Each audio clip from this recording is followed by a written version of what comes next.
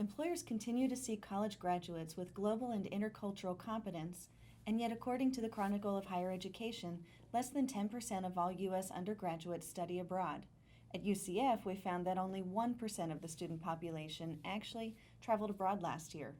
At the same time, like many other U.S. institutions, UCF has developed a culture of technology acceptance, which led me to ask, can technology help? That's when I proposed using web conferencing technology like Adobe Connect to allow students back on campus to actively participate in study abroad events. Here's how it works. Normally, a group of students travel abroad with an instructor and they visit local experts. At the same time, there is a group of students back on campus who have access to technology. By sending one additional person into the field, an online facilitator, web conferencing tools can be used to synchronously connect these two groups. We teamed up with colleagues from the University of Scranton to pilot this intervention with a Global Health Administration study abroad course in Brazil. One of the events we broadcasted was a visit to the National Cancer Institute in Rio. First, we met in a conference room with a traditional slide presentation and group discussion, so I used a laptop and webcam setup with Adobe Connect.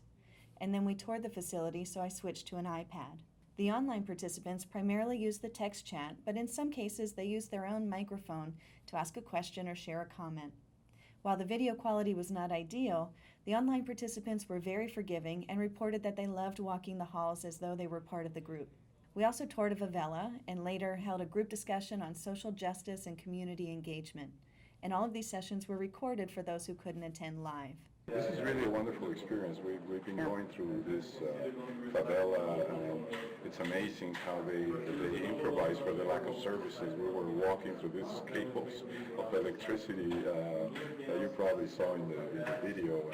One of the unintended outcomes was that students were exposed to industry standard technology that also better prepared them for the workforce. In the end, the students in the field and participants online provided positive feedback, and the instructors were extremely satisfied with the experience.